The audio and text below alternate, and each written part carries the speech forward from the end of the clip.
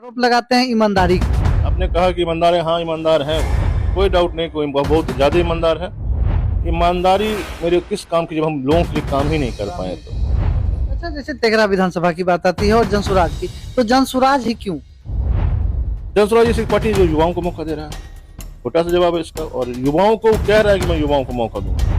अभी हम तेघरा विधानसभा में हैं और तेघरा विधानसभा के भावी उम्मीदवार विधायक के जनसुराज के सक्रिय कार्यकर्ता कहिए या विधायक कैंडिडेट कहिए, सोनू शंकर जी अभी हमारे साथ हैं। सबसे पहले आपका स्वागत है बिहार। मैं आपका भी और तमाम दर्शकों का भी मैं स्वागत करता हूँ, प्रणाम करता हूँ। हम बहुत सारे सवाल लेके आपके पास आए हैं। जैसे तेघरा विधानसभा, यहाँ पे वर्तमान में जो विधायक हैं उन पे बहुत सारे लोग जो आरोप लगाते हैं, वो आरोप लगाते हैं ईमानदारी का। ईमानदारी का कोई आरोप नहीं लगा सकता है। ईमानदार हैं तो वो लोग बोलते हैं ईमानदार। कोई आरोप नहीं हुआ है तो अच्छी बात है। कोई ईमानदार होता तो वो। ये तो अच्छी बात है, लेकिन अभी जैसे इलेक्शन आ गया है, 4 साल लोग नहीं किसी का शिकायत करते हैं, नहीं किसी का बुराई करते हैं, ना ही गरीब मोहल्लों में जाते हैं, ना ही गरीब बस्ती में जाते हैं। अब इलेक्शन आ गया है तो आप भी सुन रहे हैं कि इलेक्शन में खड़े हो रहे हैं। देखो, जहाँ तक मेरी बात है तो मैं किसी पार्टी में हूँ, कैडर हूँ। चुनाव लड़ाना नहीं लड़ाना वो पार्टी की अपनी इच्छा शक्ति होती है, किसको लड़ाना है किसको नहीं लड़ाना। मैं भी उस रूप में एक व्यक्ति हूँ जिसने आवेदन किया है। तो पार्टी लड़ाई तब भी ठीक, नहीं लड़ाई तब भी ठीक। मतलब नहीं लड़ाए तब भी हम पार्टी में रहेंगे। हर कार्यकर्ता चाहता है कि इलेक्शन ही लड़े, ठीक ना। तो हर कार्यकर्ता का एक इच्छा होता है कि चुनाव लड़े, लेकिन परिस्थिति कैसी बनती है, कौन उस लायक है कौन नहीं है, बहुत बड़ी बात, बहुत चीज होती है। तो वो पार्टी डिसाइड करती है कि हाँ ये सुटेबल है, किसी सर्कल सर्कल किसी संस्था में, किसी व्यवस्था में ये सब कुछ पूरा करता है, तो पार्टी उसको लड़ाती है। और अभी मेरे पार्टी की तरफ से घोषणा नहीं हुआ है कि चुनाव किसके लड़ा रहा है। जब घोषणा होगी तो मैं बताऊंगा। जैसा कि देखा जा रहा है तेघरा विधानसभा में और बहुत सारे विधानसभा में एक ही पार्टी से बहुत सारे कैंडिडेट हैं। जैसे महद्दीनगर में ले लीजिए, जो जनसुराज से ही सिर्फ जनसुराज से 32 कैंडिडेट हैं। 32 का आशा है जो हम लड़ेंगे चुनाव। तेघरा विधानसभा में पहले से भी बहुत सारे जनसुराज में थे जिन्होंने बोला कि हमने इस्तीफा दे दिया।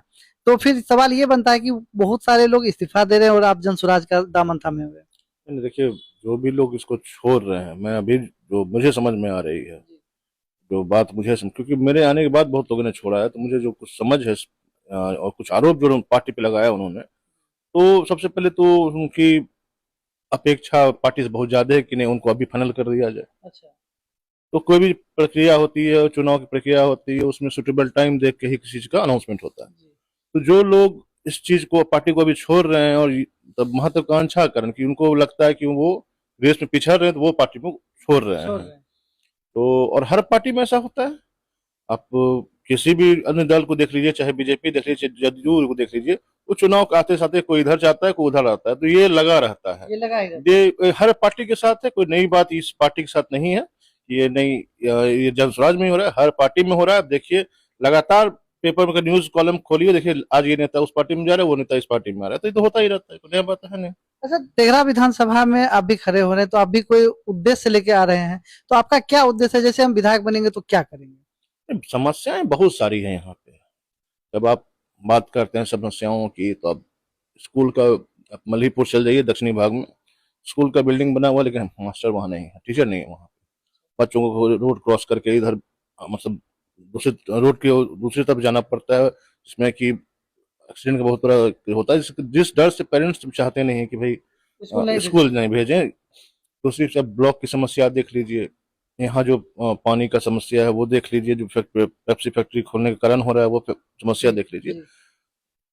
अब स्कूल में 2 कमरे हैं और 8 कमरे हैं। गौरा में न्यूज का ही मैं आर्टिकल देख रहा था, तो पता चला कि 8 कमरे हैं और 1000 से ज्यादा विद्यार्थी हैं। तो क्या उस पूरा जो सिस्टम है उसको चेंज किया जा सकता है कि नहीं? मेरा काम सिर्फ रोड बनाना और रोड ढालने का काम मेरा नहीं रहेगा, क्योंकि अब तो नगर परिषद हो गया है, नगर पंचायत हो गया, तो उसमें उसके तहत भी बहुत सी काम होती हैं। तो मेरे आधार क्षेत्र में जो भी काम आता है उसको हम लोग करना है, व्यवस्था देखना है। स्कूल भाई हमसे, हमारी बिल्डिंग नहीं बना पा रहे हैं, टीचर कैसे हो ना हो, ऊंचे पदाधिकारी से बात करके इस चीज को सुलझाया जा सकता है। तो हम लोग तो अपील करते हैं लोगों से, या कि भाई विधायक जी से इस मामले में बात किया जाए। क्यों नहीं कुछ काम मतलब कर अभी रहे के जो वर्तमान विधायक हैं वो इस मतलब शिक्षा पे कार्य नहीं कर रहे हैं। हैं? शिक्षा पे नहीं, मैं ये नहीं कहूंगा। आपने कहा कि ईमानदार है, हाँ ईमानदार है वो, इसमें कोई डाउट नहीं, कोई बहुत ज्यादा ईमानदार है। लेकिन ईमानदारी मेरे किस काम की, जब हम लोगों के लिए काम ही नहीं कर पाए तो बात है। और ये मेरा मुद्दा नहीं है। आप जाइए लोगों से पूछिए तो यही बात बोलेगा कि नहीं, मतलब ईमानदार है ठीक है लेकिन काम नहीं कर काम पाते। नहीं कर पा रहे हैं। तो ये भी एक चीज है।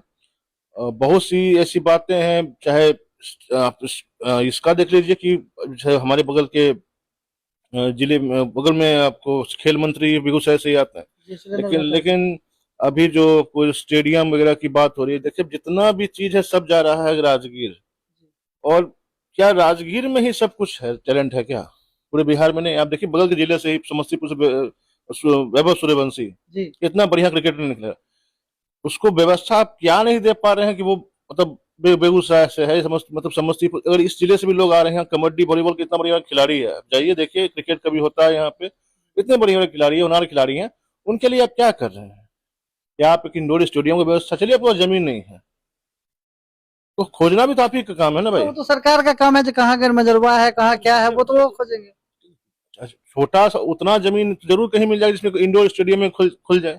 यहाँ वॉलीबॉल के बढ़िया खिलाड़ी है, कबड्डी का बढ़िया यहाँ पे और ये पूरा क्षेत्र ही आप जानते हैं खेल गांव के नाम से जी। मशहूर है। तो यहाँ पे वो व्यवस्था होनी चाहिए। लोग मतलब नाम खेल गांव है लेकिन व्यवस्था के नाम पे शून्य है। सुनिए, आप एक ही मोटा मोटी एक स्टेडियम है पूरे जिला में, बोलता है यमुना भगत स्टेडियम ये बरौनी में है, इसमें फुटबॉल खेला जाता है, मेरे ख्याल से एक बार दो बार हॉकी भी यहाँ पे हुआ है। उस ग्राउंड को छोड़ के पूरे जिले में कहीं नहीं है, कहीं नहीं है।